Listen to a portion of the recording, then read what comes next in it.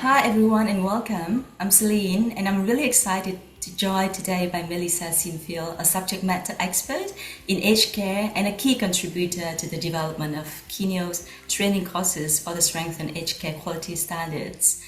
Melissa has worked closely with the Kineo team on the design and on content development of the training suite, ensuring it aligns with the new standards that come into effect on July 1st, 2025. And today we'll be unpacking what's changing, why it matters, and the challenge aged care providers are facing, and how training can really support teams during this transition. Let's start with a bit of a big picture view.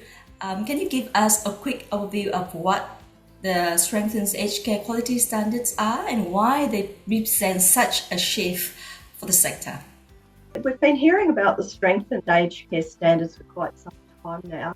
And as we know, they're coming into effect on the 1st of July this year.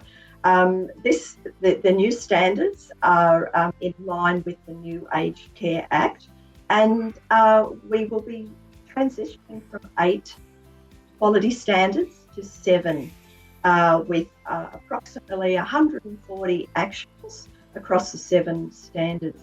The standards help to ensure safe and high quality care for older Australians and align with community expectations for aged care. Compared to the old standards, they're simplified, they're measurable, and they're comprehensive. They're aligned to the language of the Statement of Rights, and they focus on person-centeredness, dignity and choice, respect for older people, diversity and inclusion, and continuous improvement. Standard 1, the individual, which was previously known as the person, is foundational to all the other standards. Standard 6 is food and nutrition, and that's a new standard. There are clearer expectations for registered providers on dementia care, governance, the environment in which care is delivered to older people, clinical care and risk management. Importantly, the strengthened standards will help older people to be confident in the care that they receive and to have a good understanding of what, in fact, that care should look like. The strengthened standards will also empower aged care workers to do their job well, and the strengthened standards are a requirement for provider registration in service registration categories 4, 5 and 6. Each of the standards have a structure around key focus areas. Standard 1, the individual, focuses on person-centred care, dignity and choice. Organisational 2 is the organisation, and it emphasises organisational governance, systems and organisational culture. Standard 3 is care and services, and that addresses the delivery of safe and effective and appropriate care and services for older people. Standard 4 is the environment and focuses on the physical environment in which aged care is delivered, and also the impact of that physical environment on the well-being of older people. Standard 5 is clinical care, and it addresses the quality and safety of the clinical care that older people receive. Standard 6 is food and nutrition, and as we mentioned before, that's a new standard. It looks not only at the provision of safe and appropriate and nutritious food and drinks for older people, but also the environment in which food and drinks are delivered to the older person. And the last standard is Standard 7, which is the residential community, and it applies to residential aged care services and focuses on creating a safe, inclusive and supportive community for older people. Thanks, Melissa, and that's a great overview.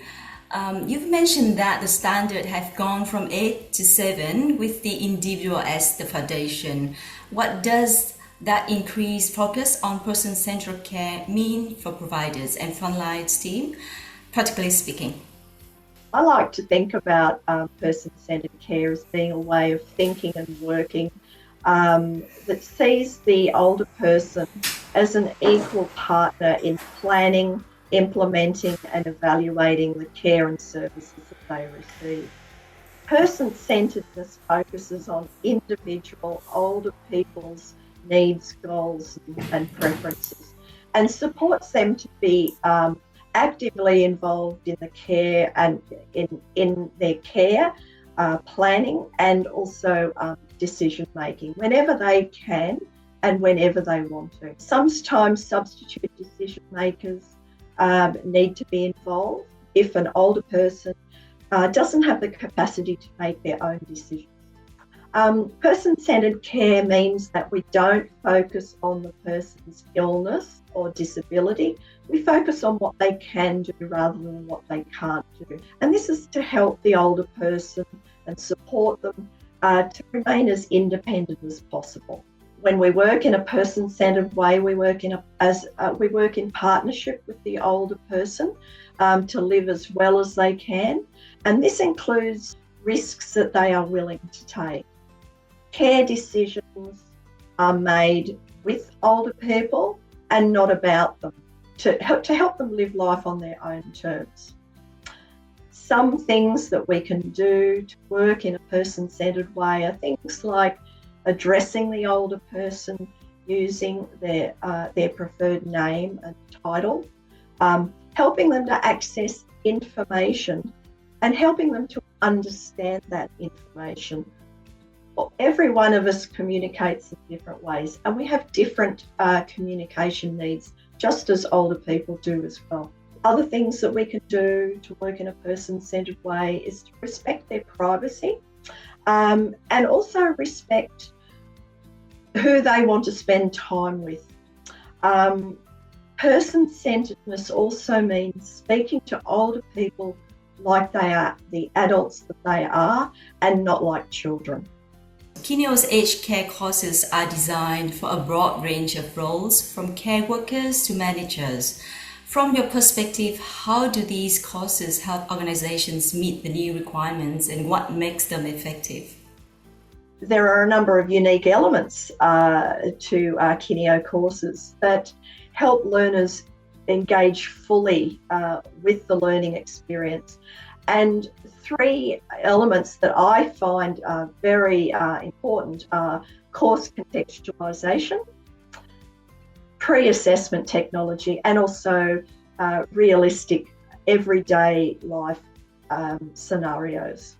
Course contextualisation means that learners can choose their own work context and view content that is specific to that workplace. For example, for workers who are in residential care, home care, or work across both settings. The way, the look and the feel of the content then becomes familiar to the learners, and the learners become more in tune with their learning experience and the course content. Pre-assessment technology means that learners can complete pre-assessments before they start the course. Pre-assessments validate their existing knowledge and streamline learning to focus on gaps. And this helps to save learners very valuable time. We also use throughout the standards courses and, in fact, all the aged care courses, we use realistic scenarios. Scenarios help learners to see how the strengthened standards really play out in practical situations. Through interactive activities, learners can practice in a safe and low-stakes environment before they apply their learnings in their workplace. Interactive activities give learners immediate feedback and help identify areas for improvement and help to see where they need to adjust their approach to care and service delivery. Also, person-centeredness underpins all the scenarios and are designed to demonstrate respect and dignity, autonomy and choice, and a holistic approach, collaboration and empowerment of older people. You've touched on scenarios and that they are integral part to the course content. Could you give us some examples and explain how they help bring the standards to life for learners? One example is Auntie Florence, who is a First Nations Australian who has type 2 diabetes. And she has been supported by staff to remain as independent as possible with her own diabetes care. Working in partnership with the staff and her son John, Auntie Florence and John have come up with strategies to help Auntie Florence continue to do and record her own blood glucose levels. This scenario supports and helps to illustrate Standard 1, the individual, and person-centred care, independence and quality of life for Auntie Florence. In another scenario, we meet Marion, who's a transgender woman who is unhappy about the way her personal care has been delivered and who lodges a complaint. Using an open disclosure approach, she receives an apology from the provider and receives an explanation about why the issue occurred and also what the provider is planning on doing to make sure that the issue doesn't happen again. This illustrates Standard 2, the organisation, and complaints and feedback management for individuals and aged care workers. Open disclosure is a very important aspect of all the other standards as well. And in the third example that I've got for you is we are introduced to Mr. Bird, who is living with Parkinson's, which significantly impacts his ability to mobilise, move around safely. And Parkinson's is also having a detrimental effect on his cognition or ability to think. Mr. Bird has complex personal and clinical care needs and has a complex medication regime. This scenario helps to demonstrate and bring to life Standard 5, clinical care, and also safe and quality use of medications and comprehensive care delivery. It's amazing. I mean, learning becomes so much more engaging when it feels real and relatable, right? It helps learners connect the dots between practice and policy much easier when it's grounded in real situations, which is so important, I think, especially in the care environment and in the changes like these. So, speaking of change, we know that July 1st deadline is approaching fast, and many providers are wondering how to best prepare. What's your key advice for providers preparing for July 1st changes? I think it's really important for aged care providers to make a plan, get a clear understanding of your organisation's education and training needs for the new standards, and make a plan to help address those gaps. It's important to remember that one size doesn't fit all. Each organisation has different approaches and different cultures, and training needs are likely to be different. And even different categories of staff within an organisation will probably have different training needs. For example, personal care workers and support workers who make up a significant proportion of the aged care workforce may be an area that you decide that you will choose to begin with them, or your organisation's governing body may be your priority, or food and nutrition is a new standard.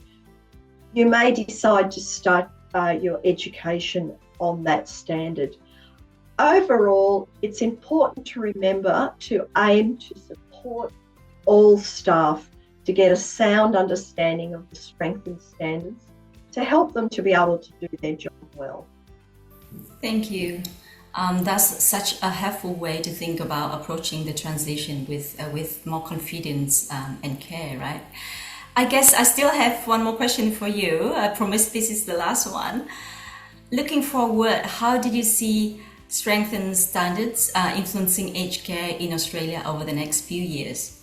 I'm really optimistic that the strengthened standards will support a rights-based approach to aged care, an approach that prioritises the rights and autonomy of older Australians and supports older people to have the freedom to make their own decisions and about the care and services that they receive, and also to live as independently as possible while being protected from neglect or abuse.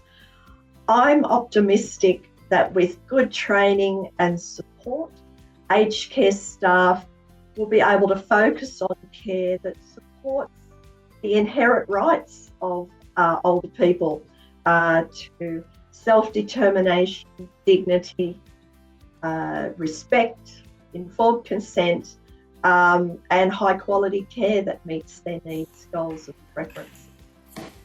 I love that vision. It's a hopeful and empowering note to end on. Melissa, thank you so much for sharing your insights and experience today.